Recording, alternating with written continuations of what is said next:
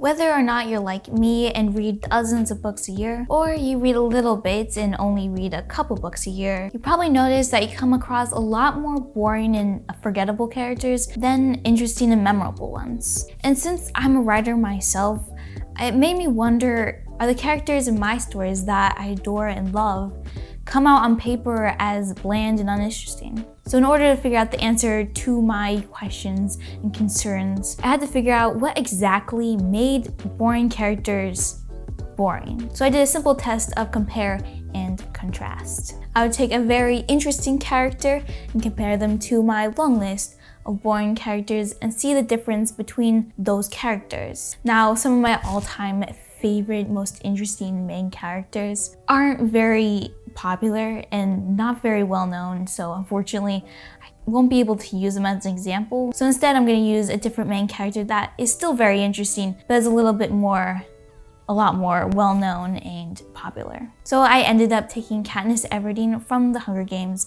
and compared them to my list of boring characters. And I ended up finding 9 main differences between the boring characters and Katniss Everdeen. So in this video, I'm going to be showing you those 9 main differences between forgettable characters and memorable ones, with both good and bad examples, so you can make sure that your characters don't suffer from being bland and uninteresting. So take all these 9 things, compare them to your characters in your stories, and make sure that your characters do not have any of these issues that come up so often in fiction. So your characters are interesting, multi-dimensional, and unforgettable characters. The first sign that a main character is a boring character is that they are a punching bag to the plot. So imagine this. Hero number 1 is being pushed and shoved to one scene to the next without making any real decisions of his own. Meanwhile, hero number 2 makes his own decisions and takes action. He's actively working towards his goal and will stop at nothing until he achieves it. Which character is more interesting? A character like hero number 2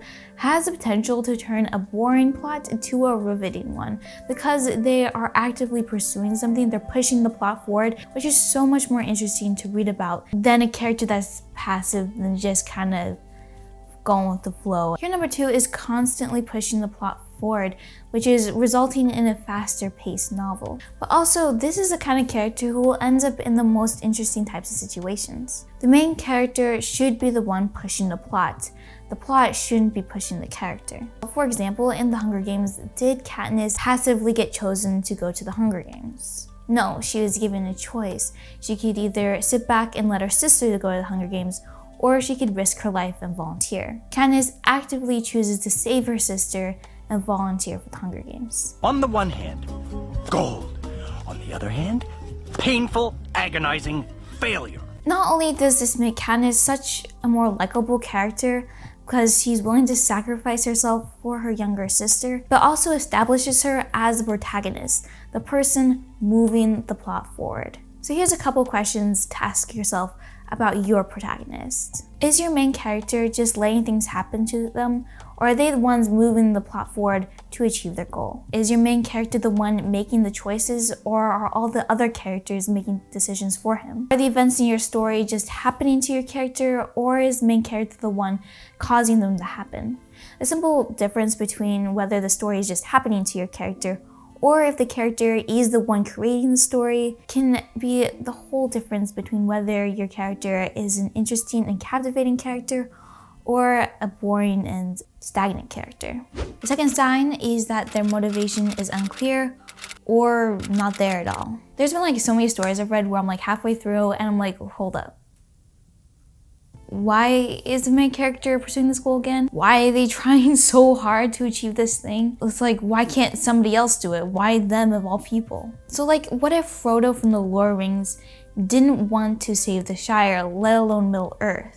Or what if Tolkien didn't emphasize the fact that the ring had the power to destroy everything that Frodo loved? Why would it be so important to destroy the ring then? What are the stakes? Why is he on this journey? Why does this all matter? Why does this story matter? Motivation creates meaning. When your character doesn't have any motivation, they seem meaningless. And a meaningless character is a boring character. Going back to the Hunger Games example, what is Katniss's motivation? Why did she want to win the Hunger Games? In the beginning, it's made crystal clear of why it's so important to Katniss to win the Hunger Games. If she didn't win, she'd die. It doesn't get more cut and dry than that. And that was a good enough motivation on its own. There's a lot of great books where that's solely the main motivation for the main character, just don't die. But there's also another layer to this. In the first chapter of the Hunger Games, we see Katniss being the sole provider for her family. If Katniss loses the Hunger Games, not only will she die, but her mother and sister may die as well from starvation. Because of that simple yet clear motivation, Katniss becomes a compelling character that we can't help but take her side on. Now we can read with fascination as she's spurred on by her strong motivation to win the Hunger Games and survive for her family. So what drives your protagonist to achieve their goal? And is that motivation clear throughout the entirety of your story? When the protagonist's motivation is clear, not only do we care about the character more, but we also care about the story and the story goal far more. Third sign is they have no emotions. I'm not sure if this is a trend or I just happen to read all the books where the main characters have the emotional scale of a rock. I don't know why, but all the books I've been reading recently, the main characters don't have any emotions, and I really don't know why they're like that. Can't they just have something other than I'm here just doing my thing? Can they have some emotion, please? Just to make it a little bit more interesting. I don't know why there are so many characters that have very little emotions, because emotions are the main thing that readers can connect with when it comes to the main characters. Usually in your stories, your main characters are going to be going through things that not a lot of people go through. So usually the only way that readers can connect with characters are with their feelings and emotions. Although a character may be going through something that you will never experience in your life, they may be feeling the same things that you struggled with and still struggle with now, frustration, sadness, longing, and regret. Giving your protagonist emotions is the key to making readers relate to them. Think about it, what sets Katniss apart from most young adult protagonists? She has emotions. I think when writers try to make strong leads for the books, they take away any and all emotions. But instead of making them the fearless hero they're going for, they end up just being cold and forgettable. But on the other hand, Katniss in the Hunger Games experiences about every single emotion that exists. Fear, frustration, hope, happiness, longing, regret, and despair. There is no moment in the Hunger Games where Katniss just feels neutral. So whenever you approach writing a scene, ask yourself, what is this character feeling right now? And how can I express that through their thoughts, feelings, words, and body language? Giving your protagonist real and raw emotions makes them so much more interesting, realistic, and you're able to connect with them so much more. The fourth sign is that they don't react. Now, your characters may go through a lot of traumatic experiences. Their parents might die, they might go through life and death situations, and the list just goes on and on. So if they respond to all of these events similar to a piece of cardboard, then they're gonna be as boring as a piece of cardboard. Big events in your stories are the perfect opportunity to learn more about your character and their internal struggles. How they react to these life-changing events speaks volumes about who they are. So make sure you take advantage of each of these big events in your story so we can learn more about the main character. If your character just went through some gruesome battle and they shrug it off like it's any other day, then they'll kind of seem like a psychopath. But if they have a heartfelt and emotional response to the horrors they just witnessed, then they'll be so much more intriguing and way more relatable, and we'll connect with them on a much deeper level. With each horror that Katniss goes through and with each big event she experiences, we get to look inside her head and see how she reacts and changes. What results is an ever-evolving character that is compelling and we feel like we know better than ourselves. So I would recommend just looking at all of the big events in your story and seeing how the main character reacts mentally, emotionally, and physically to each of these big events. Does it deepen this character and show insight to who this character truly is? The fifth sign is that there's nothing new to learn about them. A character that makes you ask questions is so much more interesting than a character who's like an open book and gives you all of the answers just flat out. If you can tell your reader everything there is to know about your protagonist in a paragraph, then you probably have a flat and dull character on your hands. Your main character should kind of be like an onion with many different layers, and as the story unfolds, we get to peel back each of the main character's layers and learn more about this character. Of course, when you first introduce your character, you should definitely highlight the core aspects of who that character is, but don't stop there. As the story continues, the reader should learn more and more about who this character truly is, and they continuously get more and more interesting as the story continues. At the beginning of the Hunger Games, all you really know about Katniss is that she's a hunter struggling to keep her family alive. Both super important things, but as you continue to read the story, you learn more and more things about Katniss, like the tragic death of her father, her backstory, her fears, desires, and even hidden talents. Adding mysterious layers to your protagonist makes it kind of feel like as you read the book, you're kind of unsolving the mysteries of this character and learning more about who they really are, which makes the whole story and that character so much more engaging and interesting. So what new things can you reveal about your protagonist as the story continues? How can you reveal it in a way that seems natural and not out of place? What deep secrets does your protagonist withhold that get revealed later on in the story? And does the main character know about these traits himself? Sign number 6 that your main character is boring is that they never fail.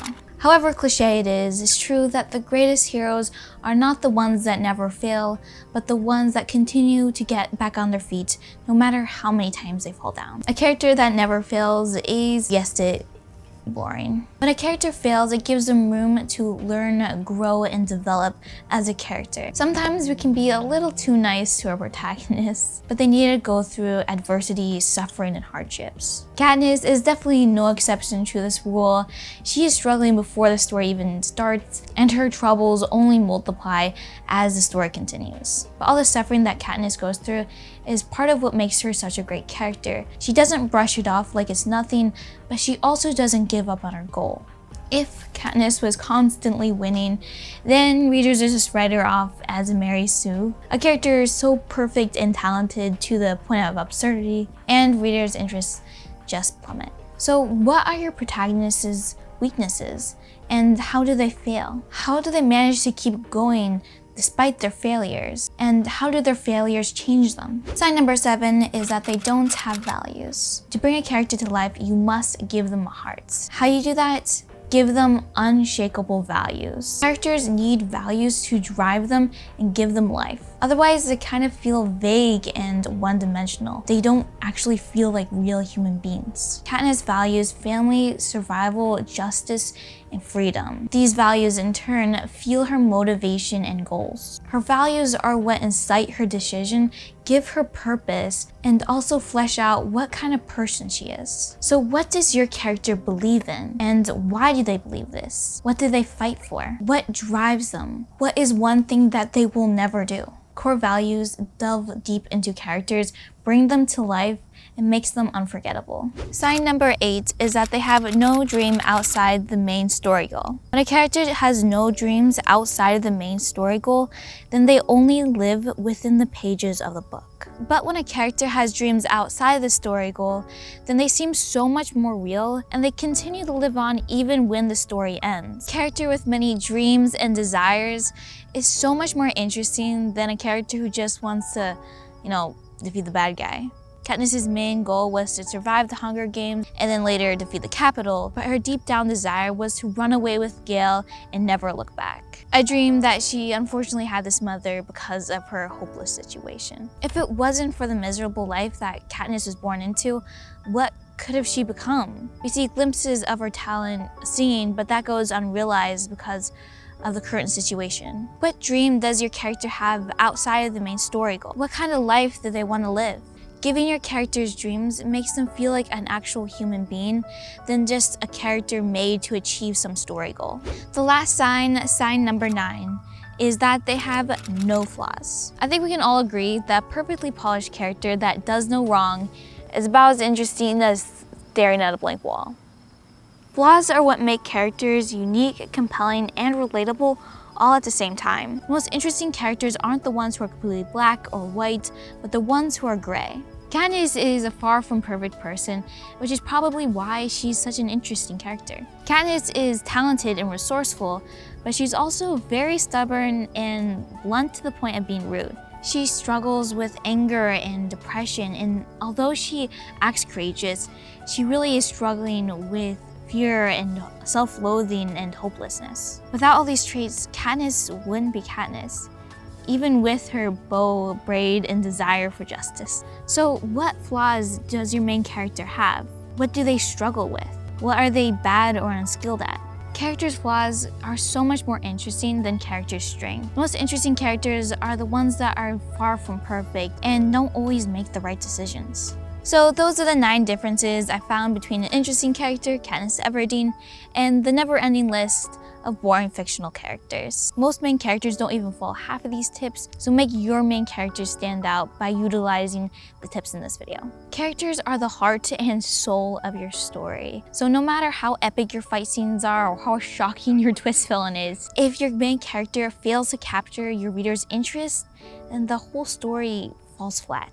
So what do you think makes a boring protagonist? And what do you think makes an interesting protagonist? I'd love for you to let me know in the comments below. Thanks so much for watching. Take heart, be courageous, and keep on writing.